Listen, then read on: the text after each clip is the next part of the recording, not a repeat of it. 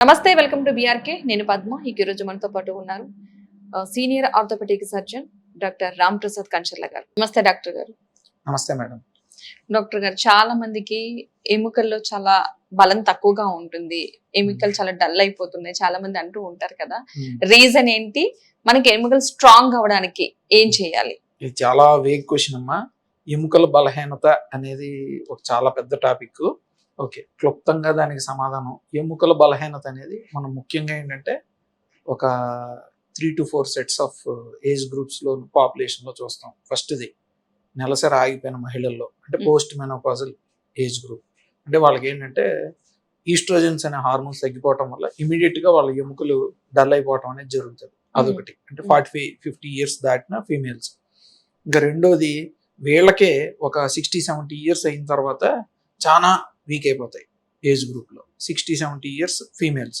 అలాగే మేల్స్లో, అంటే మగవాళ్ళలో కూడా ఇదే ఫిజియాలజీ, అంటే బయాలజీ అనేది మనకి 60-70 ఇయర్స్కి జరుగుతూ ఉంటుంది. సో ఈ 3 మెయిన్ ఏజ్ గ్రూప్స్లోనూ రీజన్ మన శరీరంలో జరిగే క్షీణత, అంటే డీజనరేటివ్ ప్రాసెస్ ఒకటి, హార్మోన్స్ తగ్గిపోవడం ఒకటి దీనికి ముఖ్య కారణం ఇది. అండ్ ఇంకొకటి, ఈ మధ్య కాలంలో ఏంటంటే చిన్న వయసు నుంచి ఎముకలు బలహీనంగా ఉన్నాయి అని కొంతమంది వస్తున్నారు అన్నమాట. దానికి ముఖ్య కారణం ఏంటంటే ఎక్సర్సైజ్ లేకపోవటం, ఓవర్ వెయిట్ అవటం, తర్వాత ఈ ఫుడ్ అనేది ప్రిజర్వేటివ్స్, తర్వాత సరైన పోషక తత్వాలు లేని ఆహారం తీసుకోవడం దానికి ముఖ్య కారణం. ఓకే, చాలా మంది స్పోర్ట్స్ ఆడే పిల్లలకి ఏమైనా గేమ్స్ ఆడుతున్నప్పుడు వాళ్ళకి ఇంజూరీ అవుతూ ఉంటుంది. సో అలాంటి వారికి ఎలా, మళ్ళీ వాళ్ళు నార్మల్ అవ్వాలంటే ఎలా అవ్వగలుగుతారా? అంతకు ముందు ఉన్నట్టుగానే అంతే స్ట్రాంగ్ గా ఉండగలుగుతారంటారా? ఇప్పుడున్న అంటే మన మెడికల్ ఫీల్డ్లో, టెక్నాలజీలో ఆధునికతలతో మనం ఎలాంటి దెబ్బనైనా సరే, మనం జనరల్గా కూడా ఏంటంటే ఉదాహరణకి ఐపీఎల్ ఆడుతున్నాడు రిషబ్ పంత్. రిషబ్ పంత్ తెలుసు కదా. అతనికి ఒక 2 years బ్యాక్ అనుకుంటా ఒక మేజర్ యాక్సిడెంట్ జరిగింది. యాక్సిడెంట్ జరిగితే మోకాల్లో 3 లెగమెంట్లు ఇంజరీ అయ్యాయి, 3 లెగమెంట్స్ ఇంజరీ అయ్యాయి. అంటే తనని క్లోజ్ గా ఫాలో అవుతున్నాను నేను, న్యూస్ లో కూడా ఫాలో అవుతుంటే నేనే అనుకున్నాను, ఇంత 3 లెగమెంట్స్ అయ్యాక మళ్ళీ తను can he get back to normal అని. మరి చూడండి, అతను కూడా మళ్ళీ మనం మోకాళ్ళకి సర్జరీ చేశారు, 2 స్టేజ్లో చేశారు. మళ్ళీ తను అంటే రీహాబిలిటేషన్ బాగున్నది and he is back to normal. And మనం ఆస్ట్రేలియా సిరీస్లో బాగా ఆడాడు, ఇప్పుడు ఐపీఎల్లో దుమ్ము దులిపేస్తున్నాడు. అండ్ ఎంతో మంది cricketers and shuttle badminton players, ఇండియాలోని పుల్లెలు గోపీచంద్ ఉన్నాడు, తనకు కూడా నీ సర్జరీ అయింది. సో స్పోర్ట్స్ పర్సన్స్ కూడా అసలు ఎటువంటి భయపడాల్సిన అవసరం లేదమ్మా. అంటే ఎటువంటి దెబ్బలు తగిలినా సరే మళ్ళీ మనం నార్మల్ చేసి చేయగలం ఇప్పుడున్న ఆధునికతలతో. ఓకే, ఫిజియోథెరపీ ప్రాముఖ్యత ఏంటి, అంటే ఎంత యూజ్ అవుతుంది అది?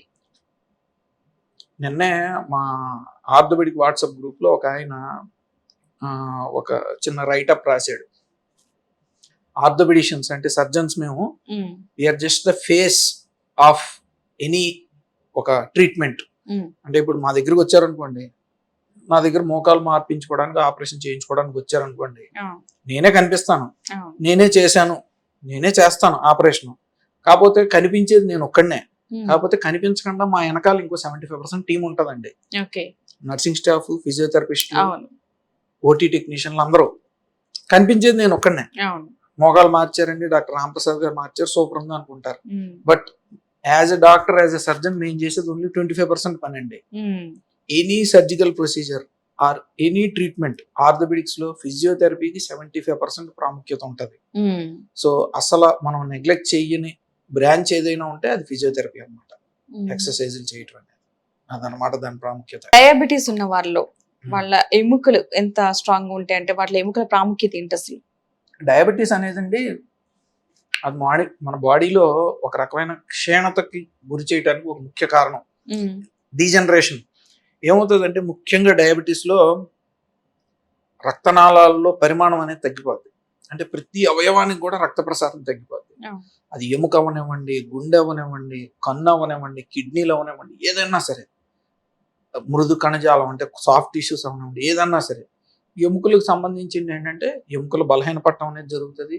జాయింట్ పెయిన్స్ రావడం అనేది జరుగుతుంది. ముఖ్యంగా మేము డయాబెటిక్స్ లో ఫ్రోజన్ షోల్డర్ చూస్తూ ఉంటాం. అంటే భుజం ఎముక బిగుసిపోయి బాగా చాలా మంది మా దగ్గర భుజం నొప్పితో వస్తూ ఉంటారు. So diabetics as they are at risk of bone and joint problems అన్నమాట. చాలా మంది ఏజ్డ్ పర్సన్స్ లో కీళ్ల నొప్పులకు సంబంధించి మోకాళ్ళు మార్పిడి చేపించుకుంటున్నాం అని చెప్పేసి అని అంటూ ఉంటారు. సో ఆ ఏజ్ లో చేయించుకోవడం కరెక్టే అంటారా? అంటే అది సక్సెస్ అవుతుంది అసలు ఏజ్ ఎక్కువ ఉన్న వాళ్ళు, మోకాళ్ళు అరిగిపోయినాయి అని పెయిన్స్ తో బాధపడుతూ మార్పిడి చేయించుకున్నాం అంటారు కదా, అది పర్వాలేదు అంటారా వాళ్ళకి? Knee joint replacement, hip joint replacement they are the most successful surgeries of the century. అంటే గత శతాబ్ద కాలంలో 100 ఏళ్లలో మోస్ట్ సక్సెస్ఫుల్ సర్జరీ కింద అది పేరు తెచ్చుకున్నాయి. అంటే ఈ ఆర్టిఫిషియల్ గా కీలు మార్పిడి చేసుకోవడం అనేది ఇది జనరల్లీ అవసరమైన వాళ్ళే 55-60 years దాటిన వాళ్ళకి అవసరం అన్నమాట. దీనికి మాకు వయసు అయిపోయింది కదా, మేము ఇప్పుడు చేయించుకోవటం ఎందుకు అని చెప్పి చాలా ఆలోచిస్తూ ఉంటారు. కాకపోతే అసలు నిజంగా అవసరమైన పాపులేషనే వాళ్ళు, జనాభా సంఖ్యే వాళ్ళు. అండ్ ఈ రోజుల్లో ఏంటంటే మనం లైఫ్ ఎక్స్పెక్టెన్సీ కూడా 75-80 వరకు ఉంటుంది. సో 55-60కి వాళ్ళు ముసలైపోయినట్టు పెద్ద మనం టెన్షన్ పడాల్సిన అవసరం లేదు. వాళ్ళు ఇంకో 20 ఏళ్ళు ఉంటారు. ఆ లాస్ట్ 20 ఏళ్ళు కూడా వాళ్ళు ఏంటంటే ఆ నొప్పులతో బాధపడి ఎందుకు బతుకుతున్నాంరా అని అనుకోకుండా వాళ్ళని మళ్ళీ ఒక 10 ఏళ్ళు 15 ఏళ్ళు వెనక్కి తీసుకెళ్ళగలిగే ఈ టెక్నాలజీయే జాయింట్ రిప్లేస్మెంట్ టెక్నాలజీ. నిజంగా వాళ్ళు గ్రేడ్ 3, గ్రేడ్ 4 ఆర్థరైటిస్ ఉండి బాగా ఇబ్బంది పడుతుంటే కనుక అద్భుతమైన ఫలితాలు చూస్తామమ్మా. సో అసలు ఎటువంటి సందేహం లేదు. ఒకవేళ అలా చేయించుకుంటే ఎన్ని ఇయర్స్ వరకు ఇంకా, అంటే మళ్ళీ అలా 20-25 years వరకు రిజల్ట్స్ బాగుంటాయండి. ఇంకా మళ్ళీ ఇబ్బంది పడరు. ఓకే. ఎందుకంటే చాలా మంది భయపడుతూ ఉంటారు, ఈ ఏజ్ లో చేయించుకోవాలా లేదా, చేయించుకుంటే రిజల్ట్ ఎలా ఉంటది, చేయించుకోకపోతే ఎలా ఉంటాము అన్నది. అందుకే పెయిన్ అనేది కామన్ అయిపోయింది. అండ్ 50+ అనుకుందాం, ఇంకా బిలో వాళ్ళకు కూడా చాలా మందికి మోకాళ్ళ నొప్పులు వచ్చేస్తున్నాయి. ఏంటంటారు రీజన్ అసలు పర్టికులర్ గా? ఈ మోకాళ్ళ నొప్పులు 50 బిలో రావటానికి కూడా ఈ మధ్య కాలంలో మనం ఇందాక అనుకున్నట్టు మన లైఫ్ స్టైల్, జీవన శైలి విధానం బాగా మారిపోయింది. ఇదివరకు అంటే పొలం పనులు చేసుకునే వాళ్ళు, మంచి అగ్రికల్చర్ పనులు, తర్వాత రోజు మనకేంటంటే ఒక రకంగా పని ఉండేది, ఒక ఎక్సర్సైజ్ బాడీ. ఆడవాళ్ళు కూడా ఏంటంటే ఇంట్లో పనులన్నీ చేసుకుంటా ఉంటే అదే ఒక రకమైన ఎక్సర్సైజ్. కాకపోతే ఇప్పుడు ఏంటంటే ఈ యాక్టివిటీస్ అన్ని తగ్గిపోతున్నాయి. ఈవెన్ నేనన్నా అంతేనమ్మా, అంతే. ఇప్పుడు మా నాన్నగారు చేసిన టైంలో పని నేను ఇప్పుడు చేయట్లేదు. ప్రత్యేకంగా నేను ఎక్సర్సైజ్ రోజు గంట సేపు చేయాల్సి వస్తుంది. హాస్పిటల్కి వెళ్తాం, కూర్చుంటాము, ఓపీ చూస్తాము, సర్జరీలో నిలబడతాం, మళ్ళీ వచ్చేస్తాం. అలిసిపోవటం జరుగుతుంది తప్పితే బాడీలో కదలిక అనేది చాలా తగ్గిపోతుంది. So mainly over weight one of the main reasons. రెండోది ఆహార పదార్థాలు. మనకి ఏంటంటే బయట ఫుడ్ అంతా కూడా న్యాచురల్, ఆర్గానిక్ మారిపోయి ఈ ప్రిజర్వేటివ్స్ ఎక్కువ ఉండి, sugar foods, fatty foods, salt ఎక్కువ ఉన్నాయి, ఇవన్నీ బాగా దొరుకుతున్నాయి. సో దీనివల్ల ఏంటంటే మన బాడీలో ఒక రకంగా ఇన్ఫ్లమేషన్ అనేది, వాతం అనేది సృష్టించబడుతుంది, వచ్చేస్తుంది ఆ వాతం. సో ఆ వాతం వల్ల వాపు, నొప్పులు, జాయింట్ పెయిన్స్. బట్ ఇది నిజంగానే ఒక రకంగా సిచ్యుయేషన్ బ్యాడ్. 35-40 years లో కూడా మనం జాయింట్ పెయిన్స్, మోకాళ్ళ నొప్పులు అనేవి చూస్తున్నాము. బట్ స్టిల్ మనం దానికి కారణం ఇది అని తెలిస్తే కనుక డెఫినెట్లీ అవి కరెక్టబుల్, రివర్స్ చేయొచ్చు, ఇబ్బంది ఏమీ లేదు. చాలా మందికి మనం ఇప్పుడు చూస్తున్నాం బయట యాక్సిడెంట్ లో కాళ్ళు, చేతులు ఏవోటి విరగొట్టుకుంటానే ఉంటారు. Especially youth. పెద్దవాళ్ళంటే కొంచెం వాళ్ళు జాగ్రత్త, వీళ్ళు ఏంటంటే ఓవర్ స్పీడ్లు, పిల్లలు పోటీ ఇట్లా పెట్టుకోవడం వల్ల కాళ్ళు చేతులు విరిగిపోతుంటాయి. సో వాళ్ళకి నార్మల్ రీప్లేస్మెంట్ చేయగలుగుతాం అంటారా? అంటే కొంతమందికి కష్టం అంటారు, కొంతమందికి అయితే ఓకే సక్సెస్ అయ్యే శాతం తక్కువ, ఎక్కువ. అంటే ఇప్పుడు మీరు చెప్తున్నది ఏంటంటే ట్రామా, ఇంజురీస్, ఇవన్నీ ఏంటంటే హైవేలు పెరిగిపోయి, వెహికల్స్ పెరిగిపోయి, యాక్సిడెంట్లు ఇవన్నీ జరుగుతున్నాయి. ఇప్పుడున్న టెక్నాలజీతో ఏంటంటే బోన్స్ అనేవి మనం ఫిక్స్ చేయగలము. అండ్ వాళ్ళని 2nd డే 3rd డే నుంచి నడిపిస్తున్నాము. అండ్ ఏంటంటే వాళ్ళు 6 weeks లేకపోతే 2 months లో అబ్సల్యూట్లీ నార్మల్ అయిపోతారమ్మా. అసలు అందులో క్వశ్చనే లేదు. అండ్ ఈవెన్ ఒక నాది సెల్ఫ్ ఎగ్జాంపుల్, నేను ఒక 6-7 years బ్యాక్ నేను ఇలాగ ఒక కార్పెట్ మీద స్లిప్ అయ్యాను మా పాపను ఎత్తుకుని. టక్మని కాలు బెండికి 2 ముక్కులు ఇరిగాయి కింద మడం కీళ్ళ దగ్గర. అరే నేను ఎట్లాగా నేనే అనుకున్నాను. బట్ నేనే సర్జరీ చేయించుకున్నాను. సెకండ్ డే, థర్డ్ డే నేను హాస్పిటల్కి వెళ్ళిపోయాను. నా పని నేను చేసుకున్నాను. ఓకే. సో భయపడాల్సిన అవసరం అయితే ఏమాత్రం లేదండి. You can okay. Get back to normal. Okay. ఈ ఆర్థోపెడిక్ సమస్యలకి సంబంధించి కొత్తగా వచ్చిన ట్రీట్మెంట్స్ ఏంటి టెక్నాలజీలో కొత్త రకంగా? కొత్తగా అంటే ఇప్పుడు మెయిన్ మనకి ఫోకస్ రోబోటిక్స్ అన్నమాట. Yeah. Main robotics.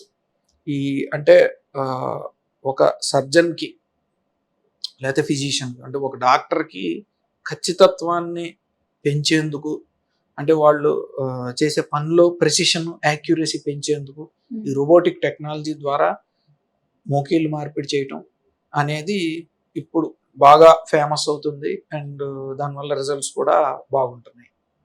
ఓకే. అంటే రోబోటిక్స్ ఎంత వరకు అన్నదంటే ఒక మనిషి బ్రెయిన్ ఆలోచించేంత, అంటే ఒక సర్జన్ చేస్తున్నప్పుడు వాళ్ళు ఆలోచించి చేస్తూ ఉంటారు ఎంతవరకు ఏంటని. ఈ రోబోటిక్ పద్ధతిలో కూడా సేమ్ అలా రిజల్ట్ వస్తుంది అంటారా? ఇంకా బెస్ట్ గా వస్తుందా? ఇది ఏంటంటే మనం ఇందాక అనుకున్నట్టు ఇది కంప్లీట్లీ రోబోటిక్ కాదు. అంటే సర్జన్ ఆపరేషన్ థియేటర్ బయట ఉండి రోబోట్ ఆపరేషన్ చేయదు. అదేంటంటే అలాగ అనుకోకూడదు. ఇది ఒక సర్జన్ అంటే నేను ఉన్నాను, నా చేతి పనితనానికి సహాయం, చేయూత.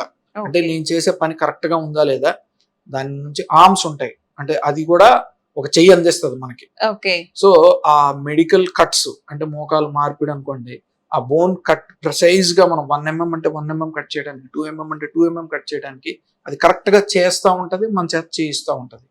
సో ఏంటంటే ఆ ఖచ్చితత్వం, యాక్యురసీ, యాక్యురేట్ గా బోన్ కట్స్ ఉన్నాయి, యాక్యురేట్ గా మనం ఆ ఇంప్లాంట్ ని అమర్చగలిగాం అనుకోండి, పేషెంట్కి ఏంటంటే ఇంకా మెరుగైన ఫలితం ఇచ్చే అవకాశం అయితే ఉంటుంది.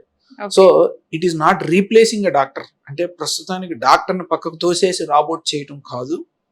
డాక్టర్ మేధస్సుకు కానీ, డాక్టర్ యొక్క సానుభూతికి, అంటే డాక్టర్ యొక్క వ్యక్తిత్వానికి, లేకపోతే వాళ్ళ యొక్క పనితనానికి అది హెల్ప్ చేస్తూ ఉంటది. ఈ టెక్నాలజీతో పేషెంట్స్కి ఏంటంటే మనం ఇంకా మెరుగైన ఫలితం ఇవ్వడానికి అవకాశం ఉంటుంది. ఓకే. మోకాళ్ళ సమస్యలు ఉన్న ప్రతి ఒక్కరికి సర్జరీ అవసరం అవుతుంది అంటారా? ఏ ఏ పరిస్థితుల్లో అవసరం అవుతుంది అసలు ఇది చాలా అంటే ఒక భయపడే విధంగా క్వశ్చన్ ఉంది. మోకాళ్ళు నొప్పులు ఉన్న వాళ్ళకి, మోకాలు అరుగుదల అందరికీ సర్జరీలు అవసరం లేదు. ఇవాళ ఓపీలో ఉదాహరణ 100 మందిని మోకాళ్ళ నొప్పులతో చూస్తే 95 మందికి పైగా ఆపరేషన్లు అవసరమే ఉండవు. ఏదో ఒక 5 మందికి మోకాళ్ళు ఆపరేషన్ అనేది అవసరం అవుతుంది. సో ఇప్పుడు ఉదాహరణకి మోకాలు మార్పిడి ఆపరేషన్ అనుకోండి, మెయిన్ జనరల్లీ ఏంటంటే కొన్ని ఇండికేషన్స్ ఉంటాయి మాకు. వాళ్ళ ఏజ్ 55 కన్నా దాటి ఉండాలా, వాళ్ళ మోకాళ్ళ అరుగుదల కానీ నొప్పి కానీ ఒక 6 నెలలు పైగా వాళ్ళు ఇబ్బంది పడుతూ ఉండాలా, వాళ్ళు ఒక 1/2 కిలోమీటర్ కూడా నడవలేకపోతున్నామండి అని అనుకుంటా ఉండాలి, రోజు పెయిన్ కిల్లర్ అనేది మనం తీసుకోవాల్సిన అవసరం వస్తుంది ఉండాలి. సో అలాగే స్పెసిఫిక్ ఇండికేషన్స్ ఉంటే మాత్రమే మనం ఈ మోకాలు మార్పిడి ఆపరేషన్ వెళ్తాం. కానీ ఎవరు పడితే వాళ్ళకి ఎక్స్రేలోను లేదంటే వాళ్ళ కంప్లైంట్లు చెప్తున్నారని చెప్పి వెళ్ళమండి. మనం ఇంతకుముందు మాట్లాడుకున్నాం రోబోటిక్స్ ద్వారా కొంచెం సర్జరీకి యూజ్ అవుతుంది అని చెప్పి. అంటే ఆ సర్జరీకి అంటే రోబోటిక్ కూడా యూజ్ చేయడానికి మీకు మినిమం ఏజ్ అంటూ ఉండాలా పేషెంట్ కి, లేకపోతే నార్మల్ అందరి పేషెంట్లు చూసేటప్పుడు కూడా ఈ రోబోటిక్ ని కూడా మీరు యూజ్ చేసుకుంటారా? యాక్చువల్లీ ఈ రోబోటిక్ టెక్నాలజీతో నార్మల్ సాధారణంగా మనం మోకీళ్ళ మార్పిడి చేసే ఆపరేషన్ లో అందరికీ కూడా రోబోటిక్ అనేది అడ్వైస్ చేస్తూ ఉంటాము. పేషెంట్ యొక్క అఫోర్డబిలిటీ, ఎందుకంటే ఇప్పుడు ఉన్న పరిస్థితుల్లో ఏంటంటే ఆ సాధారణంగా చేసే మోకాలు మార్పిడి ఆపరేషన్ కి రోబోటిక్ టెక్నాలజీతో చేసేదానికి కొంచెం మనకి ఖర్చులో వ్యత్యాసం అనేది ఉన్నది. కొంత ఇన్సూరెన్స్ కవరేజ్, బీమా పథకాలు వాటి యొక్క కవరేజ్ లో కూడా కొంచెం తేడా ఉంది. సో ఆల్మోస్ట్ అందరికీ కూడా అది అప్లికబుల్. కానీ పేషెంట్ యొక్క కన్సెంట్ బట్టి మనం ప్రొసీడ్ అవుతాం, అంటే వాళ్ళు ఒప్పుకున్న దాన్ని లేదు అనే దాన్ని బట్టి. ఈ జాయింట్ రీప్లేస్మెంట్ చేస్తున్నప్పుడు అన్ని సక్సెస్ అవుతాయి అంటారా, ఫెయిల్యూర్స్ కూడా ఉంటాయి అంటారా? ఈ ఫెయిల్యూర్ అనే పదానికి అది ఒక చాలా బ్రాడ్, అంటే చాలా ఎక్కువ ఉంటాయి. అంటే ఏ విధంగా ఫెయిల్యూర్ అనేది జనరల్లీ మేము ఎక్స్ప్లెయిన్ చేసేది ఏంటంటే ఒక 1 in 100 100 మోకాళ్ళ మార్పిడి ఆపరేషన్లు కానీ 100 తుంటికీలు మార్పిడి చేసినప్పుడు 1 in 100 అనేది ఇన్ఫెక్షన్ వల్ల అయినా కావచ్చు, లేదంటే ఇంప్లాంట్ ఫెయిల్యూర్ అయినా కావచ్చు, ఏదన్నా ఉంటది, అది మ్మ్. సహజమే. మ్మ్. బట్ ఇప్పుడున్న టెక్నాలజీకి ఏంటంటే దాన్ని కూడా మనం, ఆ ప్రతికూలతను కూడా మనం అధిగమించవచ్చు, మంచి ఫలితం ఇవ్వచ్చు. హిప్ రీప్లేస్మెంట్ సంబంధించి సర్జరీ మ్మ్. ఎవరికి అవసరం అవుతుంది అంటారు? ఈ మధ్య కాలంలో ఈ హిప్ రీప్లేస్మెంట్ సర్జరీస్ యొక్క ప్రాముఖ్యత చాలా పెరిగింది. ఈ కోవిడ్ తర్వాత మనం చూస్తున్నామండి, ఈ చాలా మందికి ఆ టైంలో వాడిన స్టెరాయిడ్స్ వల్ల అవును. వాళ్ళ ఏంటంటే వాళ్ళకి రక్త ప్రసారం అనేది తగ్గి, ఈ హిప్ జాయింట్ బాల్లో రక్త ప్రసారం తగ్గి ఏవిఎన్ సమస్యతో చాలా మంది వస్తున్నారు. వీళ్ళు ఏంటంటే ఎర్లీ స్టేజ్ లో వస్తుంటే మందులతో వాళ్ళకి సరిపోతుంది. కాకపోతే వీళ్ళు ఏంటంటే గ్రేడ్ 3 గ్రేడ్ 4 లో వస్తున్నారు. యంగ్ ఏజ్ గ్రూప్ లోనే వస్తున్నారు, అంటే చిన్న వయస్కుల వాళ్ళలోనే వచ్చేస్తున్నారు. 30-40 ఏళ్ల వయసులో వాళ్ళు, నా వయసులో వాళ్ళు కూడా వచ్చేస్తున్నారు. అలాంటి వాళ్ళకి మనం దురదృష్టవశాత్తు చిన్న వయసులోనే చేయాల్సిన అవసరం వస్తుంది హిప్ రీప్లేస్మెంట్ లో. ఇదివరకు రోజుల్లో అయితే పాశ్చాత్య దేశాల్లోనే ఈ హిప్ ఆర్థరైటిస్ అనేది చూసేవాళ్ళం. వెస్టర్న్ సొసైటీలో తొంటి ఎముకలో అరుగుదల అనేది చూసేవాళ్ళం. బట్ ఇండియాలో కూడా ఇప్పుడు ఇది చాలా ప్రబలంగా ఉన్నది. అండ్ ఈ కరోనా తర్వాత హిప్ ఏవియన్ సమస్యతో వచ్చే వాళ్ళు కూడా చాలా మంది ఉన్నారు.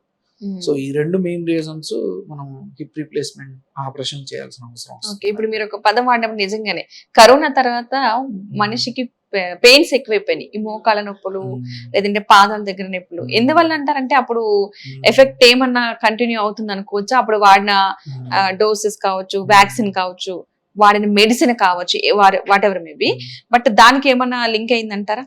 అంటే డైరెక్ట్ గా కోవిడ్ తో రిలేషన్ అయితే ప్రస్తుతానికి అయితే ప్రూవ్ అవ్వలేదండి. జాయింట్ పెయిన్స్, బట్ ఆ తర్వాత నుంచి జనం ఎక్కువగా పెయిన్స్ మాత్రం చెప్తున్నారు. మల్టీఫాక్టోరియల్, అంటే చాలా ఫ్యాక్టర్స్ మీద ఆధారపడి ఉంటది. అంటే ఈ కరోనా టైంలో జనాలందరూ ఇళ్లలో ఉండటం వల్ల కొంత మనకి విటమిన్ డి లోపం, తర్వాత ఎక్సర్సైజ్ లేకపోవటం, ఫుడ్ ఏది పడితే అది తినటం, అంటే ప్రిజర్వేటివ్స్ ఉన్న ఫుడ్లు ఎక్కువ తినటం, శారీరక శ్రమ లేకపోవటం, దీని తర్వాత వ్యాక్సిన్ లో కూడా కోవిషీల్డ్, కోవాక్సిన్, కొంతమంది కోవిషీల్డ్ తర్వాత కొన్ని సైడ్ ఎఫెక్ట్స్ చూసాము. సో అప్పుడు వాడిన స్టెరాయిడ్ మెడిసిన్స్, సో ఇలా మల్టీఫాక్టోరియల్, అంటే చాలా ఫ్యాక్టర్స్ మీద డిపెండ్ అవుతుందండి ఇది. డెఫినెట్లీ కోవిడ్ తర్వాత మేము ఈ చూస్తున్నాం. అండ్ రెండోది ఏంటంటే కొంతమందిలో ఈ ఓవర్ యాక్టివిటీ ఆఫ్ ఇమ్యూనిటీ, అంటే మన రోగ నిరోధక శక్తే, అంటే మన రక్షణ వ్యవస్థే ఈ కోవిడ్ లో ఏమైందంటే ఒక్కొక్కసారి హైపర్ యాక్టివ్ అయిపోయింది. కొంతవరకే యాక్టివ్ అవ్వాలి, అది హైపర్ యాక్టివ్ అయిపోయేటప్పటికి మన శరీరం మీద దాడి చేయడం మొదలు పెట్టింది. సో ఆ రియాక్టివ్ ఆర్థరైటిస్ టైప్ లో కూడా పేషెంట్ చాలా మంది చూస్తున్నాం. ఇది వాస్తవమే, కాకపోతే డైరెక్ట్ గా కోవిడ్ కి రిలేషన్ అయితే లేదండి. ఈ సర్జరీలు చేయించుకున్నప్పుడు ఏమైనా సైడ్ ఎఫెక్ట్స్ వచ్చే అవకాశం ఉందంటారా? జాయింట్ రీప్లేస్మెంట్ కావచ్చు, హిప్ సర్జరీకి సంబంధించి అదే అనుకున్నాం కదమ్మా, ఒక 1 in 100 అనేది న్యాచురల్ పాసిబిలిటీ అంతే. అది కాబట్టి దాన్ని కూడా అధిగమించడానికి we have present technologies to overcome it. That's not a worry. Okay.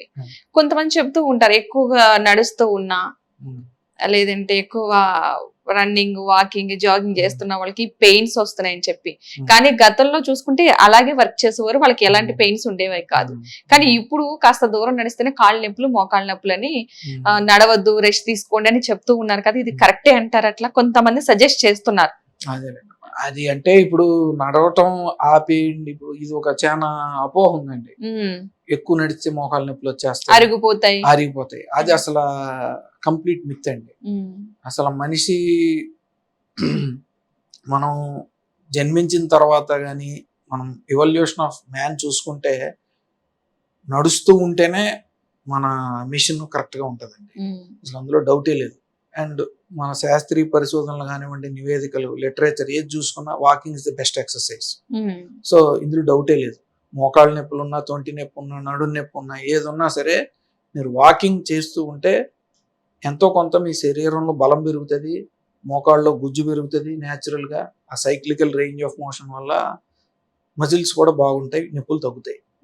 Walking చేస్తే నొప్పులు వస్తాయని అనుకునేది అది కేవలం అపోహ మాత్రమే. వాకింగ్ ఈజ్ బెస్ట్ ఎక్సర్సైజ్, అసలు అందులో డౌటే లేదు. ఇప్పుడు కొంచెం మన సాఫ్ట్వేర్ వర్క్ కానీ, కొంతమంది కూర్చుని చేసుకునే వర్క్, చాలా వాళ్ళలో పెయిన్స్ మనం ఎక్కువగా వింటూ ఉంటాం. సో అలా ఎక్కువసేపు కూర్చుని చేయడం వల్ల కూడా వన్ ఆఫ్ ది రీజన్ అనుకోవచ్చు అంటారా ఈ పెయిన్స్ కి? ఉంటదమ్మా, ఎందుకంటే మేము సజెస్ట్ చేసేది కూడా ఇప్పుడు సాఫ్ట్వేర్ ఎంప్లాయీస్ వాళ్ళు ఈ వర్క్ ఫ్రమ్ హోమ్ ఇవన్నీ చేయడం వల్ల మీటింగుల్లో ఒకే పొజిషన్ లో వాళ్ళు కూర్చుని పోయి వాళ్ళు ఏంటంటే మెడ నొప్పి, కాలు నొప్పి, నడు నొప్పి అన్ని చెప్తా ఉంటారు. సో వాళ్ళకి ఏంటంటే వాళ్ళకి సరైన ప్రికాషన్స్ చెప్తాం. 20 minutes ఒకసారి కొంచెం పోస్చర్ చేయండి, అంటే మన కదలిక, శరీరం కదలిక అనేది చూసుకోండి. దాని తర్వాత వాళ్ళు వర్క్ చేసే ఇది ల్యాప్టాప్ ఏదైతే ఉందో మన కళ్ళకి సమాంతరంగా parallel గా ఉండేటట్టు చూసుకోండి. తర్వాత కుర్చీ ఏదైతే ఉందో మీరు మెడ వరకు సపోర్ట్ వచ్చేట్టు చూసుకోండి. నడుములో ఏంటంటే ఎర్గానమిక్, అంటే మన లుంబార్ కర్వేచర్కి అనుగుణంగా వచ్చేటట్టు చూసుకోండి అని చెప్పి అడ్వైస్ చేస్తూ ఉంటాం. డెఫినెట్లీ సాఫ్ట్వేర్ ఎంప్లాయీస్కి ఇది రిస్క్ అనేది ఉంటుంది, బట్ దీనికి నివారణ మార్గాలు కూడా ఉన్నాయి. ఓకే. జాయింట్ పెయిన్స్ ట్రీట్మెంట్ సంబంధించి పిఆర్పి ట్రీట్మెంట్ ఏంటండి అసలు? ఈ పిఆర్పి అనేది ఈ మధ్య కాలంలో ఒక 10 years 5 years గా బాగా ప్రామినెంట్ గా వచ్చిందండి. దీని మీద ఏంటంటే చాలా కాన్ఫ్లిక్ట్ ఉంది. అంటే కొంతమంది బాగా ప్రమోట్ చేస్తున్నారు, అన్నిటికీ పిఆర్పి చేసేస్తామని, ఆపరేషన్లు అవసరం లేదని. కొంతమంది ఏంటంటే అసలు చేయించుకోవద్దని అంటున్నారు. బట్ ఏంటంటే రెండుకి మధ్యలో కూడా ఒక మిడ్వే ఉంటుందండి. డెఫినెట్లీ పిఆర్పికి సంబంధించి కూడా ఒక మంచి ఎవిడెన్స్ ఉంది. ఏ కేసుల్లో చేయాలి, ఏ కేసుల్లో చేయకూడదు అని కూడా కరెక్ట్గానే లిటరేచర్లో ఉంది. అసలు బేసికల్లీ పిఆర్పి అంటే మన రక్తం నుంచే కొన్ని రక్త కణాలను వేరు చేస్తాం, ప్లేట్లెట్స్ అనే రక్తం. దీనిలో ఏంటంటే ప్లేట్లెట్స్ లో ఒక రకమైన హీలింగ్ కెపాసిటీ ఉంటుంది, గ్రోత్ ఫ్యాక్టర్స్ అంటామండి.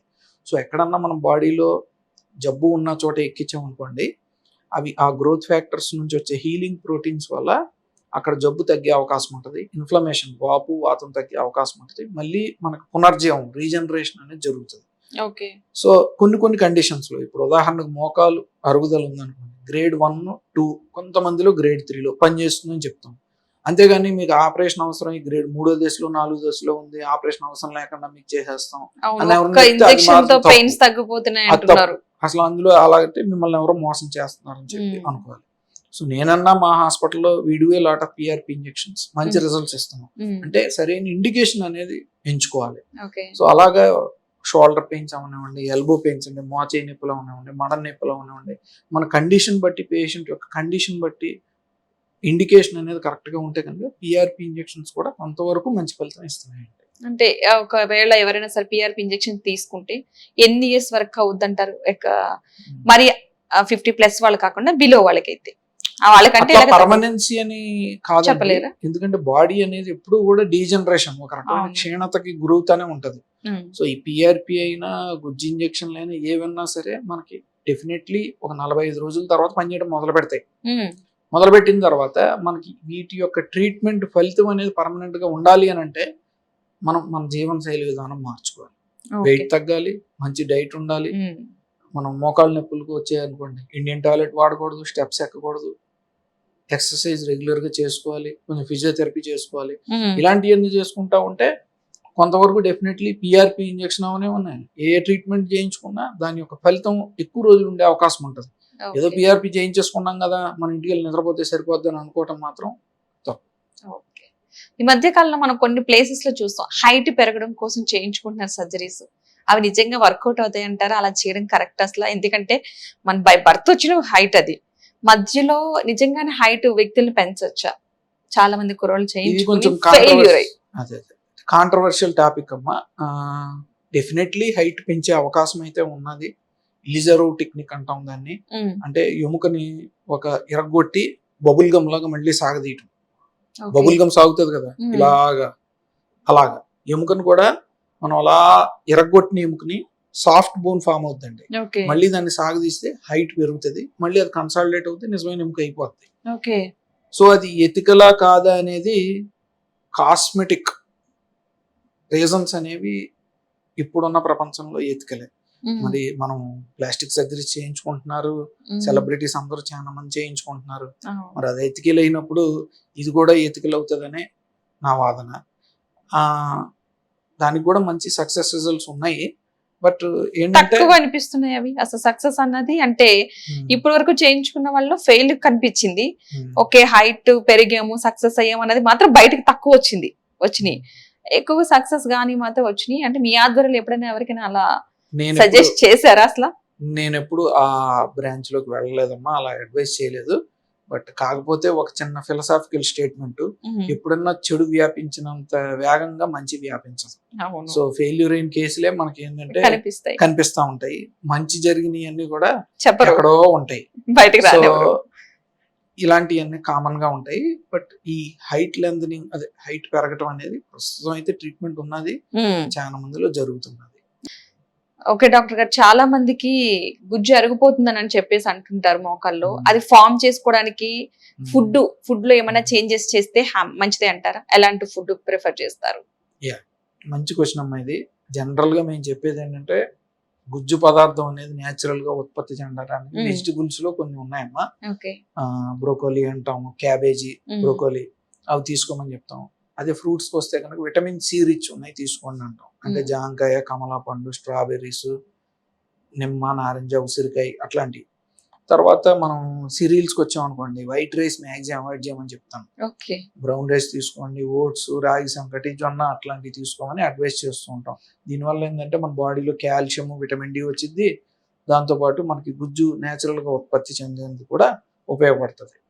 సో ఇది ఒక ట్రీట్మెంట్ అని నేను చెప్పను, కానీ డెఫినెట్లీ మోకాళ్ళ నొప్పులు కానీ ఏ నొప్పులు ఉన్నా అరుగుదల వల్ల మన బాడీలో క్షీణతకు గురవుతుంది అని అంటే న్యాచురల్ గా గుజ్జు పదార్థం వచ్చేందుకు ఈ ఫుడ్స్ అయితే ఉపయోగపడతాయి కొంతవరకు. ఓకే. కొంతమంది జ్యూసుల రూపంలో పచ్చివి రావి జ్యూస్ చేసుకుని తాగుతారు కదా, అవి పర్వాలేదంటారా? ఏమన్నా సైడ్ ఎఫెక్ట్స్ వస్తాయా? అంటే మనం అనుకున్నవే కొన్ని జ్యూసెస్ రూపంలో తీసేసుకుంటారు కూరగాయలు, జ్యూస్ కింద చేసి. సో దాని వల్ల ఏమన్నా ఎఫెక్ట్ అవుతుంది అంటారా? ఏమీ లేదమ్మా. అసలు హెల్త్ కి మనం ఏదన్నా సరే మంచిది. రాగి జావ అవునేమండి, ఏదన్నా రాగి సంగటి తినలేకపోతే కన్నా రాగి జావ తాగండి అని చెప్తాం. అవును. సో ఏదన్నా సరే మీరు శరీరంలో లోపల పంపించడం అనేది ప్రథమ ధ్యేయం. అది పాలతో కలిపి పంపించారు అనుకోండి, కొంతమందికి ఏంటంటే ఉట్టి పాలు తాగాలంటే కష్టం. అవును. ఈ జ్యూసుల రూపంలో తాగితే కనుక వాళ్ళకి పాలు కూడా వెళ్తది హ్యాపీగా. సో ఏంటంటే ఏదో ఫామ్ లో వెళ్ళిపోవాలి. సో ఇలాగ కొంతమంది అడుగుతా ఉంటారు మెంతుల గురించి, మహావీర గింజల గురించి కూడా అడుగుతారు. నేను చెప్పేది ఏంటంటే వాళ్ళకు కూడా ఈ రాత్రిపూట మెంతులు అన్ని నానబెట్టుకోండి, పొద్దున్న లేసాక మెంతులు అన్ని తీసేసి చక్కగా మెంతుల్లో ఉన్నాయి ఆ వాటర్ తాగండి అని. అలాగే మహావీర గింజలు ఉంటాయి అట్లాంటి. సో ఇవన్నీ కూడా ఒక రకంగా హోమ్ రెమెడీస్, న్యాచురల్ టిప్స్. పని చేస్తే మన అదృష్టం, పని చేయకపోతే వదిలేసి కొత్తది మళ్ళీ ఇంకోటి చేసుకోవటం. ఓకే. అంటే ముందుగానే జాగ్రత్త పడ్డే మంచిదే కాబట్టి పెయిన్స్ ఇలాంటి రాకుండా ఉండడానికి ముందుగానే ఎలాంటి జాగ్రత్తలు తీసుకోవాలంటే?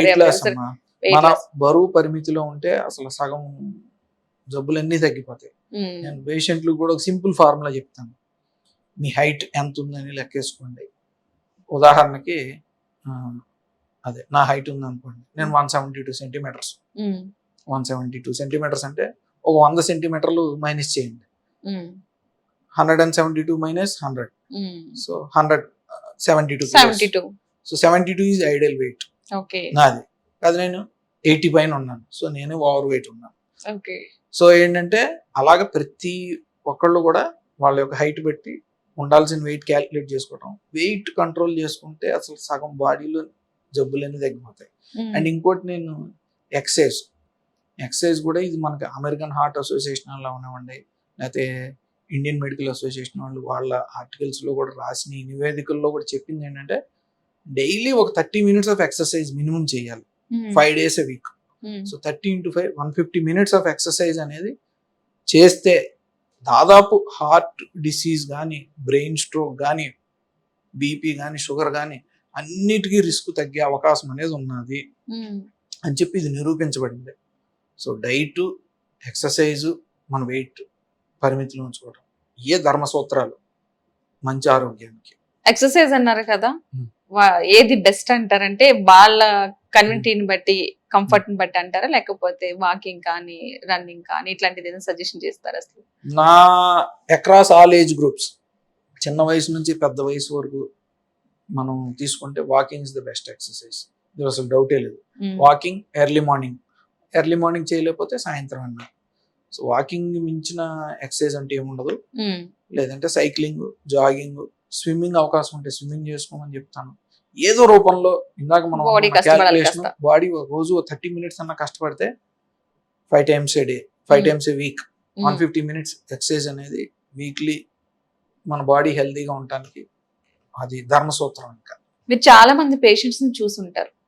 సో దాంట్లో మీకు క్రిటికల్ అన్నది ఏమైనా అనిపించిందా? ఇది అసలు ఏంటి ఇట్లా ఇంత ఘోరంగా అనిపించింది ఏదైనా ఉందా మీకు? అసలు మీరు ఎలాగంటే నేను పీజీ చేసేటప్పుడు అంటే సీనియర్ రెసిడెన్సీ అంటామమ్మా, అది ఎయిమ్స్లో చేసేటప్పుడు ఒక ఇన్సిడెంట్ జ్ఞాపకం వస్తుంది నాకు.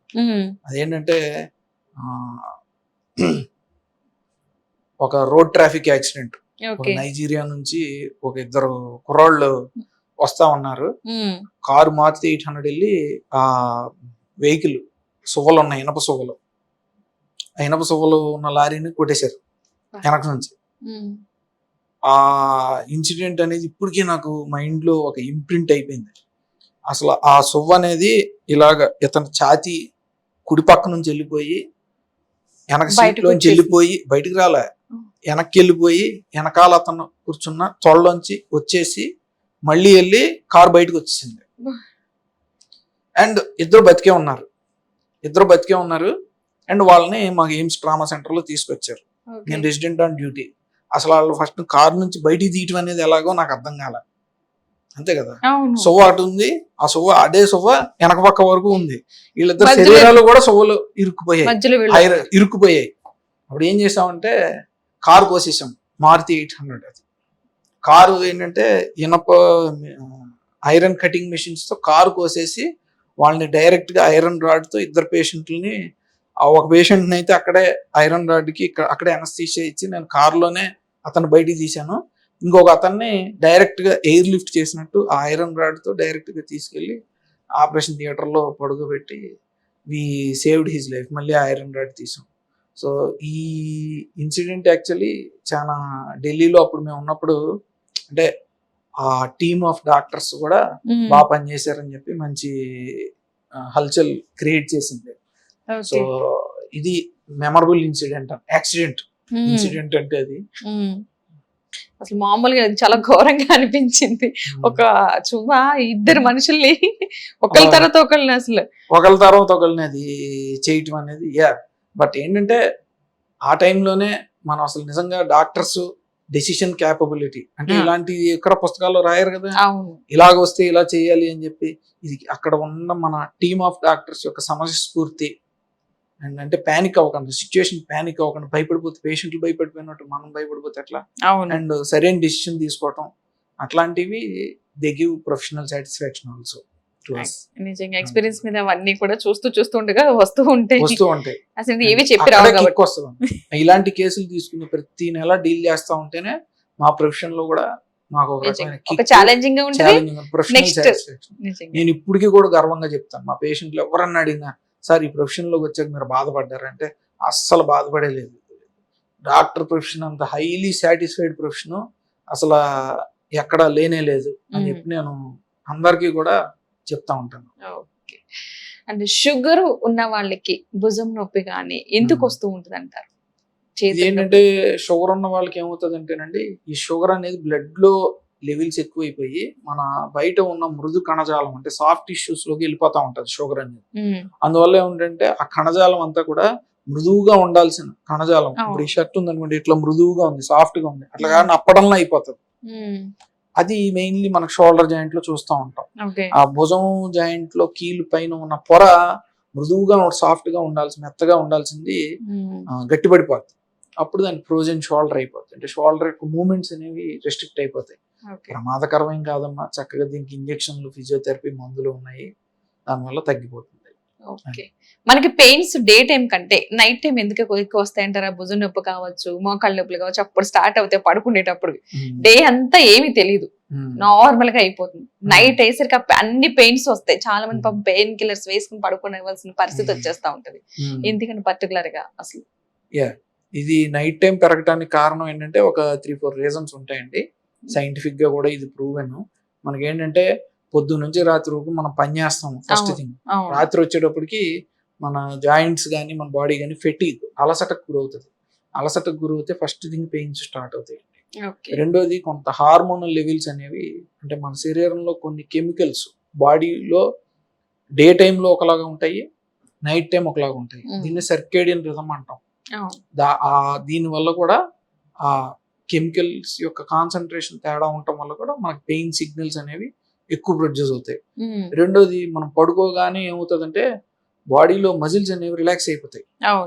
మజిల్స్ అనేవి రిలాక్స్ అయిపోతే జాయింట్స్ అనేవి కూడా కొలాప్స్ అయిపోతాయి. మామూలుగా మజిల్ అనేది టైట్గా ఉందనుకోండి, జాయింట్ ఎప్పుడు కూడా ఒక రకంగా సర్ఫేసెస్ అనేవి దూరంగా ఉంటాయి. ఇప్పుడు రాపిడ్కి తక్కువ గురవుతాయి. అదే మజిల్ రిలాక్స్ అయిపోయింది అనుకోండి, రాపిడ్కి ఎక్కువ గురవుతాయి. ఒక్కసారి రాపిడ్ ఎక్కువ గురైతే డెఫినెట్లీ అరుగుదల ఉంటే కనుక వాళ్ళకి పెయిన్స్ పెరిగే అవకాశం అనేది ఉంటుందండి. సో ఇవన్నీ కూడా మనం నైట్ టైం ఎక్కువ చూస్తూ ఉంటాం. అది రీజన్ అన్నమాట. అంటే ఎక్కువ మందికి చేతులు కాళ్ళు ఊరికి తిమ్మిరెక్కేస్తూ ఉంటాయి.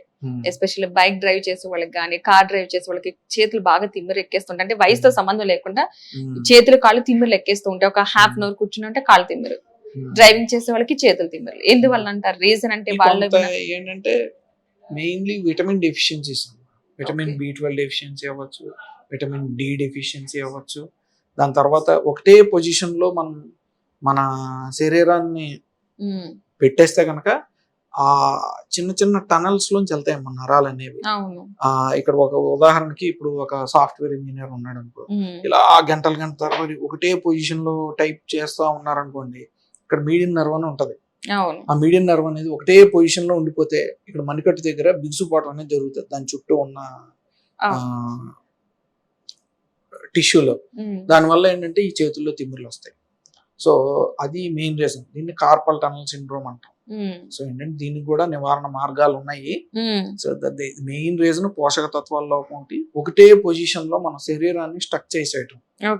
దీనివల్ల నర్వ్స్ అనేవి కూడా కంప్రెషన్స్, ఒత్తిడికి గురయ్యే అవకాశం ఉంటుంది. అది మెయిన్ రీజన్. ఓకే. యాక్చువల్గా చాలా మందికి మోకాళ్ళు అరుగుదల కావచ్చు, జిగురు లేకపోవడం కావచ్చు, ఇలాంటివన్నీ కూడా అసలు స్కానింగ్ లో ఏ స్కానర్ లో తెలుస్తాయి అంటే ఎక్స్రే తీస్తారు కొంతమంది ఏమో సిటీ స్కాన్ అని కొన్ని స్కానింగ్లు చేయించుతారు. అసలు నిజంగా ఒరిజినల్ గా ఎందులో తెలుస్తాయి అంటే, నేను గతంలో ఒక డాక్టర్ని అడిగినప్పుడు ఆయన ఒరిజినల్ గా కనిపెట్టడం చాలా తక్కువ అవుతుంది, ఎక్స్రే చూసి చెప్పేస్తామంటారు, స్కానర్లు చెప్పేస్తామంటారు కదా, చాలా తక్కువ అది అని అంటున్నారు. నిజమే అంటారా? కనిపెట్టడం ఎలా? మోకాలు అరుగుదలకు గురైందో లేదో పేషెంట్ యొక్క కంప్లైంట్స్ మీద మనం చెప్పగలం. తర్వాత పేషెంట్ ని శారీరకంగా పరీక్ష చేస్తాం. మోకాలు యొక్క లోపల శబ్దాలు వస్తున్నాయా లేదా, దాని తర్వాత మోకాల్లో కదలిక ఎంత ఉంది, సౌండ్స్ ఎలా ఉన్నాయి అనేది పరిగణనలో తీసుకున్నాం. దీని తర్వాత సింపుల్ ఎక్స్రే తీస్తాం మోకాలకి. మోకాలు ఎక్స్రే ఎప్పుడు కూడా మనం గుర్తుపెట్టుకోవాలండి, స్టాండింగ్ ఎక్స్రే తీయించాలి, నిలబడే తీయించుకోవాలి. నిలబడే తీయించుకుంటే మన శరీర బరువు అంతా కూడా మోకాల మీద పడి ఈ జాయింట్ సర్ఫేసెస్ అనేవి ఒత్తిడికి గురయ్యి అసలు కరెక్ట్ జాయింట్ స్పేస్ ఎంత ఉందని అర్థమవుతుంది. So simple x-ray along with clinical examination, శారీరకంగా పరీక్ష చేస్తే మోకాలు అరుగుదల ఉందో లేదో దాదాపు 90% వరకు చెప్పచ్చమ్మా. అందులో అసలు సంకోచమే లేదు. దీని తర్వాత ఇంకెవరికైనా అసలు చాలా హయ్యర్ ఇన్వెస్టిగేషన్ కావాలంటే ఎంఆర్ఐకి వెళ్లాల్సి వస్తుంది. అయితే చాలా తక్కువ. మేము కూడా మోకాలు అరుగుదలకి ఎంఆర్ఐ చేయించాల్సిన అవసరం అనేది మేబీ ఒక 2-3 పేషెంట్లు 100 పేషెంట్లు అవసరం రావచ్చేమో. ప్రాబ్లం ఏంటంటే చూసి చెప్పగలం. ఎక్స్రేలోని చూస్తాము, క్లినికల్ ఎగ్జామినేషన్ లోను మనకు అర్థమైపోతాయి. రేర్ పర్సన్స్ మాత్రం ఎంఆర్ఐ చేస్తారు అవసరమైన ఎప్పుడో ఒక 2 పేషెంట్లు 100లో అంతే. ఓకే. ఇప్పుడు మనం ఇంతకుముందు ఇంజెక్షన్ గురించి మాట్లాడుకున్నాం, పిఆర్పి ఇంజెక్షన్ సంబంధించి. కొంతమంది అంటే కాస్ట్ కి భయపడతారు, కొంతమంది ఎక్కువ కాస్ట్ చూపిస్తున్నారు, కొంతమంది తక్కువ కాస్ట్ చూపిస్తున్నారని. ఒరిజినల్ గా ఆ ఇంజెక్షన్ కి ఎక్కువ కాస్ట్ అవుతుందా, లేదంటే అంత పెట్టాల్సిన అవసరం లేదా? ఇది ఏంటంటే నా ఎదురుకుండా మైక్ ఉంది కాబట్టి ఇది క్వశ్చన్ కొంచెం కాంట్రవర్షియల్ గా ఉంది. కాస్ట్ విషయానికి వస్తే అంటే ఇందులో అసలు ముఖ్య ఉద్దేశం ఏంటంటే పిఆర్పి ప్లేట్లెట్ రిచ్ ప్లాస్మా అనేది కాన్సెప్ట్ ఏంటంటే మన రక్తం నుంచి తీసిన ప్లేట్లెట్స్ ని కాన్సన్ట్రేట్ చేయటం, అంటే ఎక్కువ కాన్సన్ట్రేట్ లో ఇవ్వటం. ఒకవేళ మన రక్తం తీసామనుకోండి, జనరల్లీ మన రక్తంలో ఉండేది ఒక 1 ml లో 1.5 lakhs నుంచి 4 lakhs ఉంటాయండి ప్లేట్లెట్స్ ఒక ml లో, ఒక cc లో. సో దాన్ని ఎక్కువ కాన్సన్ట్రేషన్ లో మనం ఎక్కించాలి. సో అది 5 times చేయొచ్చు, 10 times చేయొచ్చు, 20 times చేయొచ్చు. సో మినిమం 5 times అని చెప్పి మనకి శాస్త్రీయ పరిశోధనలు చెప్తున్నాయి 5 times చేయాలని.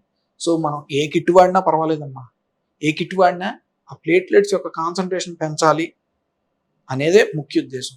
అది ఏ కిట్ వాడినా సరే అది ఏమీ సంబంధం లేదు. ఇప్పుడు మేము మా హాస్పిటల్లో ఉంది, నాతో పాటు పనిచేస్తారు సీనియర్ డాక్టర్ అమర్నాథ్ గారు. వీ హ్యావ్ డెవలప్డ్ ఏ లో కాస్ట్ పిఆర్పి కిట్. అదైతే 2500-3000 లో వచ్చేస్తుంది ఆ కిట్. సో అది ఏంటంటే మన ఇండియన్ పాపులేషన్ కి అనుగుణంగా వీ హ్యావ్ డెవలప్డ్ ఏ లో కాస్ట్ కిట్. ఇదే బాగా పనిచేస్తుందని నేనేం చెప్పను. ఎందుకంటే కొన్ని ఇంపోర్టెడ్ కిట్స్ ఉన్నాయి. అవి 10,000 ఉంటాయి, 15,000 ఉంటాయి, 20, 25, 30,000 వరకు కూడా ఉన్నాయి, 30-40,000 వరకు కూడా ఉన్నాయి. ఓకే. సో బట్ ముఖ్య ఉద్దేశం అయితే ఆ ప్లేట్లెట్స్ యొక్క కాన్సన్ట్రేషన్ పెంచడానికి ఆ కిట్ ఉపయోగపడాలి. కాస్ట్ తో సంబంధం ఏమీ లేదు. అది కాస్ట్ తో సంబంధం లేదు అంటున్నారు కానీ 2 రకాలుగా చెప్పి వదిలేస్తారు అక్కడ. Hmm. మీ అంటే ఒక పేషెంట్లే కాదు, కొంతమంది డాక్టర్లతో మాట్లాడాను కాబట్టి నాకు అర్థమైంది అది. ఇది ఓకే. ఈ పిఆర్పి ఇంజెక్షన్ కి సంబంధించి కొంతమందికి చేయించుకున్న తర్వాత నార్మల్ క్యూర్ అయిన వాళ్ళు కొంతమంది ఉంటే, కొంతమందికి ఒక 1 year 2 years తర్వాత మళ్ళీ పెయిన్ స్టార్ట్ అవ్వడం, అక్కడ మోకాళ్ళు అరిగిపోవడం జరుగుతుంది. సో ఏంటి రీజన్ అంటే మన కాస్ట్ కి దీనికి లింక్ ఉందా, లేకపోతే ట్రీట్మెంట్ లో తేడా ఉందా, లేదంటే వాళ్ళు డైలీ డైట్ చేయడంలో కానీ వాళ్ళు చెప్పిన ప్రికాషన్స్ తీసుకోకపోవడం వల్ల కానీ జరిగిందంటారు అసలు? ఇది చాలా నాన్ స్పెసిఫిక్ క్వశ్చన్ అమ్మా. ఫస్ట్ థింగ్ ఏంటంటే I want to clarify that ఈ పిఆర్పి ట్రీట్మెంట్ లో కాస్ట్ వేరియేషన్ కి మన ట్రీట్మెంట్ యొక్క ఎఫెక్టివ్నెస్ కి ఎటువంటి డిఫరెన్స్ ఉండదు. మనం ఇందాక అనుకున్నట్టు ప్లేట్లెట్స్ యొక్క కాన్సన్ట్రేషన్ పెంచే ఏ కిట్ అయినా ఓకే. అది మీరు 2,000 కిట్ అయినా ఓకే, 50,000 కిట్ అయినా ఓకే. అందులో నాకు ఎటువంటి డిఫరెన్స్ కనిపించదు. ఇక్కడ ఇంకోటి ఏంటంటే మనం సరైన ఇండికేషన్ లో పిఆర్పి కనుక చేస్తే, మనం ఇందాక అనుకున్నట్టు కొంచెం ఆ టెండినోపతీస్ అంటే నొప్పులకి అంటే మోచేయి నొప్పి అవనివ్వండి, భుజం నొప్పి, లేకపోతే మడం నొప్పి, ఈ టెండినోపతీస్ కి ఒకలా ఉంటది. అంటే కండరాలు చిక్కబట్టేసి వచ్చిన వ్యాధికి అయితే ఒకలా ఉంటది ట్రీట్మెంట్ యొక్క ఎఫెక్టివ్నెస్. ఈ అరుగుదల సమస్య కనుక చేస్తే ఒకలా ఉంటది. ఈ అరుగుదల సమస్య చేయించుకున్న తర్వాత గ్రేడ్ 1, 2 కొంతమంది 3 స్టేజ్ లో ఉన్న వాళ్ళకు కూడా కొంత ఎఫెక్టివ్నెస్ అనేది 60 to 70% చెప్తాం. ప్రతి ఒక్కళ్ళకి తగ్గిపోతుంది, ఇదే పెద్ద మ్యాజిక్ మెడిసిన్, దీనివల్ల మీరు ఫ్యూచర్ లో హ్యాపీగా పరిగెట్టేయచ్చు అని. అది కాదు, దాని ముఖ్య ఉద్దేశం అది కాదు. పని చేస్తే మంచిది, పని చేయకపోతే కనుక you should always seek another alternative. And ఈ ఇంకొకటి క్లారిఫికేషన్ ఏంటంటే, ఈ పిఆర్పి ఇంజెక్షన్లు అనేవి మీ ఆపరేషన్ కి ప్రత్యామ్నాయ మార్గం అయితే కాదు. ఎటువంటి అందులో డౌటే లేదు. మీరు ఒకవేళ ఏ డాక్టర్ అయినా మీరు గ్రేడ్ 3లో ఉన్నారు, లేదంటే గ్రేడ్ 4 ఆర్థరైటిస్ లో ఉన్నారు, ఆస్టియో ఆర్థరైటిస్ లో ఉన్నారు, మోకాలు బాగా అరిగిపోయింది అని సర్జికల్ ఇండికేషన్ ఉంటే, మీరు వెళ్ళి మళ్ళీ ఇంకో డాక్టర్ దగ్గర పిఆర్పి చేయించుకుని అది ఫెయిల్ అయితే కనుక అది మీ ట్రీట్మెంట్ కి మీరే బాధ్యులు, కానీ డాక్టర్స్ ఎటువంటి బాధ్యత తీసుకోరు. So right indication is always prime factor. అంటే ట్రీట్మెంట్ యొక్క సక్సెస్ కి మనం దేనికి చేస్తున్నాము అనేది కోర్ పిల్లర్ అనమాట. రెండోది, పిఆర్పి ట్రీట్మెంట్ సక్సెస్ అయిన తర్వాత కొంతమందికి మనం ప్రాపర్ గా ఫిజియోథెరపీ చేయాలి, మంచి డైట్ తీసుకోవాలి, మన లైఫ్ స్టైల్ మాడిఫికేషన్ అంటే కింద కూర్చోకూడదు, బాసిమటం వేసుకోకూడదు, మెట్లు ఎక్కడం చేయకూడదు, బరువు అనేది పరిమితిలో ఉంచుకోవాలి. అప్పుడే ఏదన్నా ట్రీట్మెంట్, మోకాలు నొప్పి ట్రీట్మెంట్ అనేది మనకు లాంగ్ రన్ లో ఉంటుంది తప్పితే లేదంటే మళ్ళీ వచ్చేస్తుంది.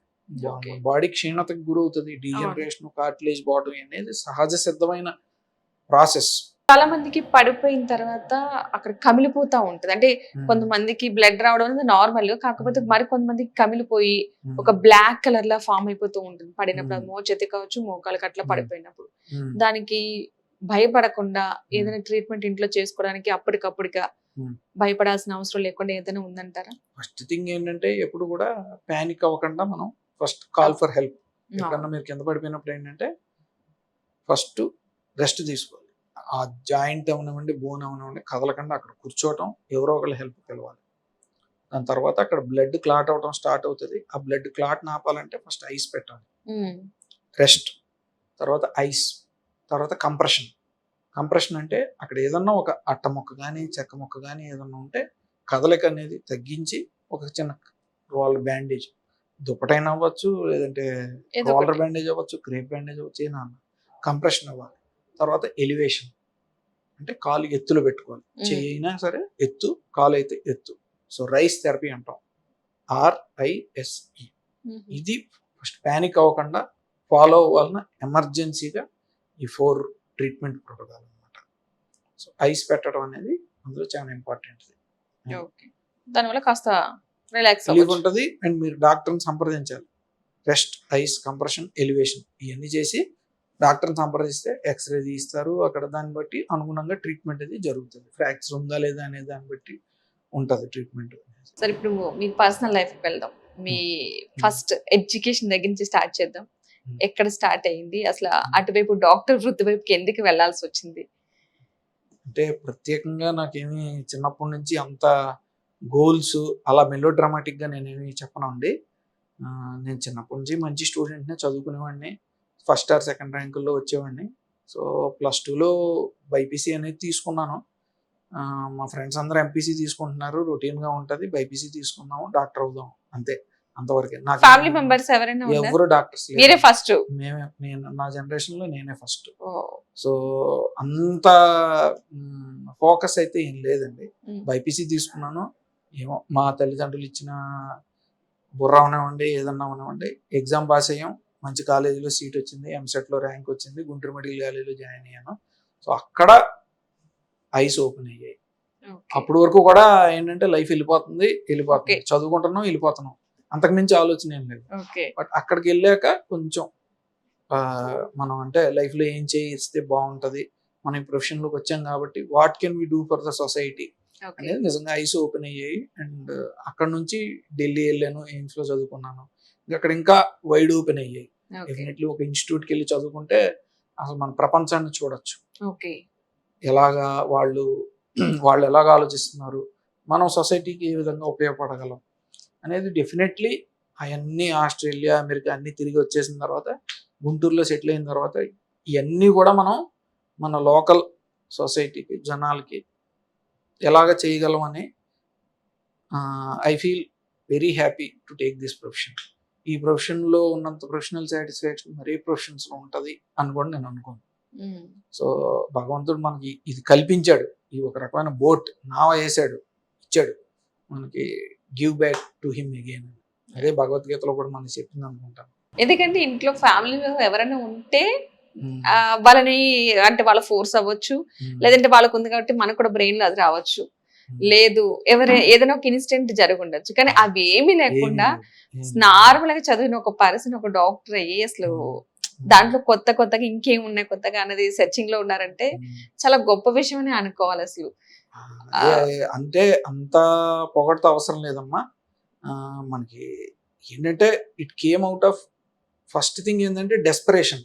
కొన్ని గోల్స్ ఏంటంటే డెస్పరేషన్, హంగర్. ఫస్ట్ అనుకోలేదు కదా డాక్టర్ చదువుదాము, అసలు డాక్టర్ అవ్వాలి, అసలు మీరు అసలు ఏమందాం అనుకున్నారు? అసలు అది ఏమీ అనుకోలేదు. లైఫ్ ఎలా వెళ్తుంది చాలా మనం చదువుతున్నాము, ఎంసెట్ లో ర్యాంక్ వచ్చింది, జాయిన్ అయిపోయాము, ఒకదాని తర్వాత ఒకటి అవి లైన్ లో పడిపోయాయి. అంతే. ఇందాక ఫార్మల్ ఇంటర్వ్యూ ముందు కూడా అనుకున్నాం, ఒకటి ఆశించి చేయటం కన్నా ఏమి అవసరం లేదు. మన వృత్తి, మన ధర్మం అనేది కరెక్ట్ గా చేసేస్తా ఉంటే మిగతాదంతా కూడా భగవంతుడు చూసుకుంటాడు. Everything will fall in place. మనం ఏదన్నా ఆశించి చేస్తున్నాం అంటే నిరాశ, నిస్పృహ అనేవి డెఫినెట్లీ వస్తాయి. So your goal should come out of inspiration. అంటే ఒక రకమైన ఇన్స్పిరేషన్ తో మన గోల్ సాధకం అనేది రావాలి. డెస్పరేషన్ తో ఏదో కావాలి అనే హంగర్ తో అనేది మనకు ఆ ఫుల్ సాటిస్ఫాక్షన్ ఇవ్వదండి. ఒక దగ్గరికి వెళ్ళాక ఆగిపోతాం, అది గోల్ రీచ్ అయిపోయాం, ఆగిపోతాం. అలా కాకుండా మన ధర్మం మనం చేసుకుంటా ఉంటే అసలు ఆగాల్సిన అవసరం లేదు. ఓకే. ఎందుకంటే ఫ్యామిలీలో ఎవరు అవ్వలేదు కాబట్టి మీరు అయ్యారు కదా. ఫ్యామిలీలో ఎలా అనిపించింది? మీ మదర్కి కావచ్చు, ఫాదర్కి కావచ్చు, ఎలా దే ఆర్ హ్యాపీ, అసలు అనుమానం లేదు. అంటే నేను సక్సెస్ అని అన్నగాని, బట్ నేను నా నా కాళ్ళ మీద నేను నిలబడుతున్నాను. మా హాస్పిటల్లో నేను 70 మంది ఫ్యామిలీస్కి అన్నం పెడుతున్నాను. సో వాళ్ళు ఆ హ్యాపీనెస్ అంతా చూసి, వాళ్ళ అబ్బాయి సక్సెస్ అవటం చూసి వాళ్ళు దే ఆర్ హ్యాపీ. అండ్ దీంతో పాటు మనకు ఒక రెస్పాన్సిబిలిటీ కూడా వస్తుందండి. సో అది కొంచెం మనకేంటంటే అమ్మో భారం అని అనిపిస్తుంది. బట్ మీకున్న రెస్పాన్సిబిలిటీస్ ఏంటి అసలు ప్రెజెంట్? మన ఫ్యామిలీకి ఒక ఎక్స్పెక్టేషన్ క్రియేట్ చేస్తాము. తర్వాత మన ఎంప్లాయీస్, మన సొంత హాస్పిటల్ అయింది, మరి మన కింద ఇలాగ 70 మంది ఫ్యామిలీస్ అనేవి ఉన్నాయి. And they are our driving force. మనం పని చేయటానికి అది ఒక డ్రైవింగ్ ఫోర్స్, మనకు ఒక రెస్పాన్సిబిలిటీ కూడా అది ఉంటుందండి. ప్లస్ ఇప్పుడు ఏంటంటే మేము 50 బెడెడ్ హాస్పిటల్ ఎగ్జిస్టింగ్, తర్వాత ఇప్పుడు ఇంకొక 100 బెడ్ హాస్పిటల్కి వెళ్ళటానికి ప్లాన్ వేస్తున్నాము. సో ఎవ్రీథింగ్ అలాగా అడుగులో అడుగు వేసుకుంటూ ఎవ్రీథింగ్ ఈజ్ రెస్పాన్సిబిలిటీ అండ్ ఆ రెస్పాన్సిబిలిటీ నుంచే వస్తుంది గ్రోత్. ఎప్పుడైనా ఈ డాక్టర్ కోర్స్ చదువుతున్నప్పుడు బా ఇంత టఫ్ ఉంది, అనవసరంగా ఈ వేలోకి వచ్చానని అనిపించిందా? లేదు మంచి ఛాలెంజింగ్ ఉంది, నెక్స్ట్ ఏంటో తెలుసుకుందాం అనిపించిందా మీకు? అస్సలు ఏ రోజు కూడా నిరాశ బ్యాక్ స్టెప్ వెళ్దాం అనిపించలేదు, అసలు క్వశ్చన్ రాంగ్ లో వచ్చాను అసలు? అసలు అసలు నాట్ ఈవెన్ సింగిల్ సెకండ్ నేను Okay. అనుకున్నాను. అంటే జర్నీ వాజ్ థ్రిల్లింగ్ గానే ఉన్నది. అంటే ఆ రోజు 16 గంటలు చదవాల్సి వచ్చినా జర్నీ అనేది థ్రిల్లింగ్ గానే ఉన్నది. కొంచెం ఒక్కొక్కసారి మనిషి అనేవాడు అలసిపోతాడు కదా, ఒక్కొక్కసారి అలా అనిపిస్తుందేమో కానీ but journey was thrilling. It was happy. Doctor గా చదవాలి మినిమం 16 గంటలు చదవాలి. అంటే మంచి ఇన్స్టిట్యూట్ లో పేరు తెచ్చుకుని మంచి పొజిషన్ లో ఉండాలి, మంచి ఇన్స్టిట్యూట్ లో చదవాలి అని అంటే మాత్రం 16 hours చదువుకోవాలి. ఇప్పుడు ఎవరైనా సరే ఇన్ కేసు ఇలా డాక్టర్ గా అవ్వాలి అంటే ఒక్కొక్కరు ఒక్కొక్క వేరియేషన్ వెతుక్కున్నా, మీరు ఆర్థోపెడిక్ అయినా కొంతమంది కొన్ని ఉంటాయి కాబట్టి డాక్టర్ గా రావాలనుకున్న వాళ్ళు మీరు ఇచ్చే సజెషన్స్ ఏంటి అసలు? ఒక సింపుల్ సజెషన్ అండి, ఈ ప్రొఫెషన్ ని కావాలి అని అనుకునే తీసుకోండి. ఎవరో మిమ్మల్ని ఫోర్స్ చేశారు, మా అమ్మ నాన్న నన్ను ఫోర్స్ చేశారు, లేదంటే ఇంకెవరో మా ఇంట్లో వాళ్ళు ఫోర్స్ చేశారు, లేదంటే వాడవుతున్నాడు మా పక్కన ఈడవుతున్నాడు అని చెప్పి మాత్రం రావద్దు. అలా వస్తే కనుక డెఫినెట్లీ అన్హ్యాపీగా ఉంటారు. ఎందుకంటే ఈ డాక్టర్ ప్రొఫెషన్కి వస్తే కనుక కొన్ని సాక్రిఫైజెస్ అనేవి ఉంటాయి. మనం అవన్నీ కూడా దృష్టిలో పెట్టుకుని కష్టంగానే ఉంటుంది అని చెప్పి జర్నీ అనేది స్టార్ట్ చేయాలి.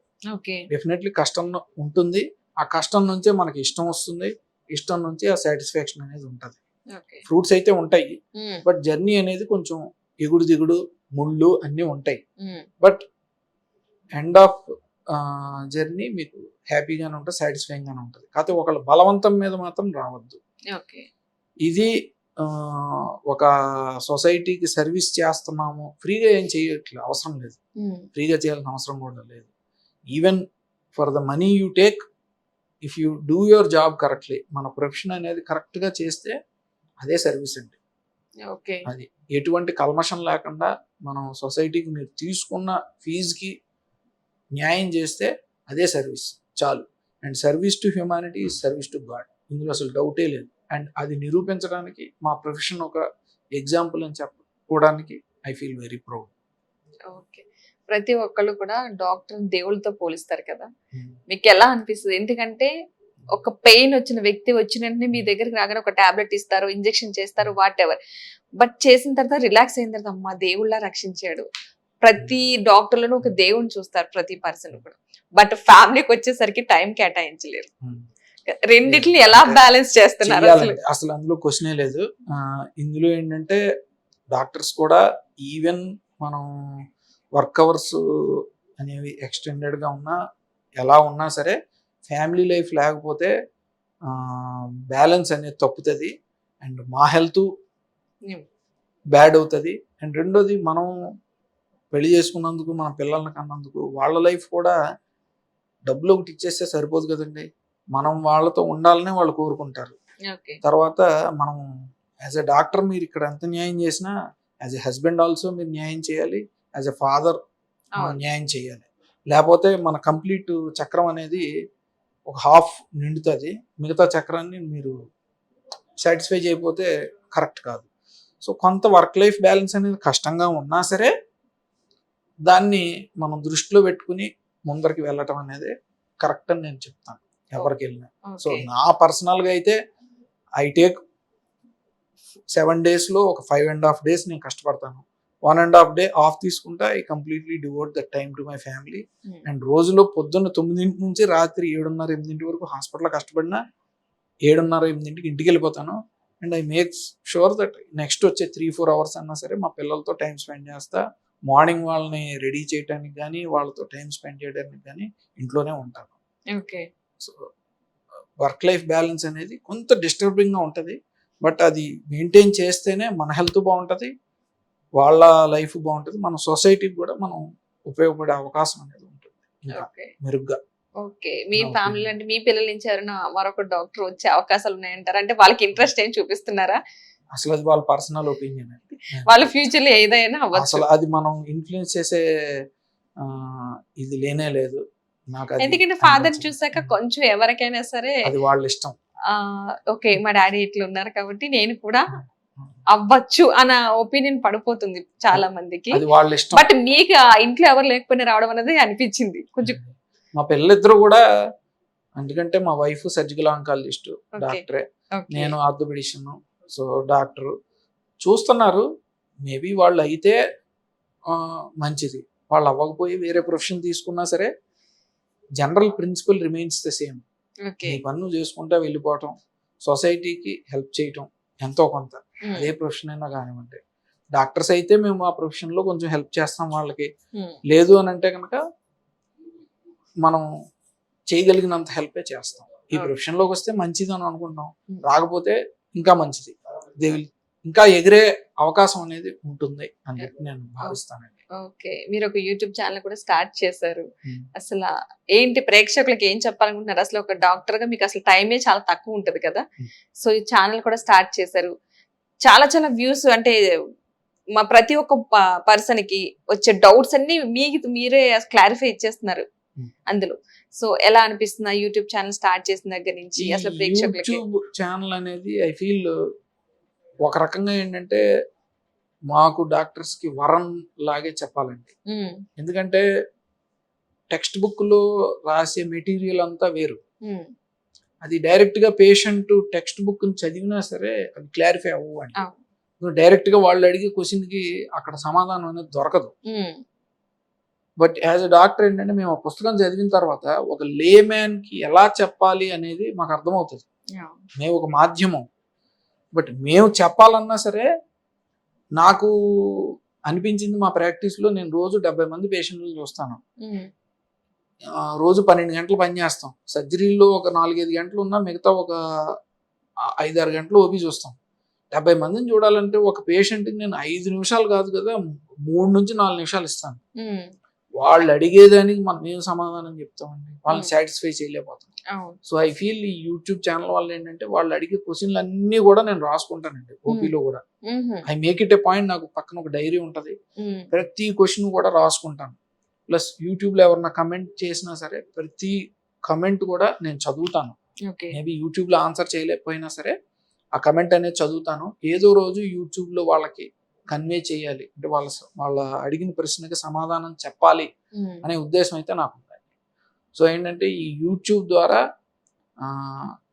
జనాలకి వచ్చే క్వశ్చన్స్ అన్నిటికీ కూడా మన సమాధానం చెప్పగలిగే ఒక మాధ్యమం వచ్చినందుకు I feel very grateful. And మీలాంటి ఛానల్స్ కూడా మాకు హెల్ప్ చేస్తున్నాయి. So I feel very grateful for this interview as well. Thank you sir, thank you so much. అసలు చాలా చాలా మంచి విషయాలు అందించడమే కాదు, మీరు ఒక ఎవరైనా సరే కొత్త వాళ్ళు వస్తే వాళ్ళకి ఇన్స్పిరేషన్ అనుకోవాలి. ఇంట్లో ఫ్యామిలీలోనే డాక్టర్స్ ఉండవలసిన లేదు, మనకి ఇంట్రెస్ట్ ఇష్టం చెయ్యాలన్న తపన ఉంటే కనుక ఏదైనా సాధించవచ్చు. మరొకసారి నిజంగా నిరూపించారు అనుకోవాలి. ఎందుకంటే ఇంట్లో ఫ్యామిలీలో లేరు, ఒక డాక్టర్ ఫ్యామిలీ నుంచి వచ్చిన వాళ్ళు కానీ డాక్టర్ అంటారు, కానీ మీకు బ్యాక్గ్రౌండ్ చూస్తే అలా ఏమీ లేదు సార్, మీరు అనుకున్నది కూడా కాదు.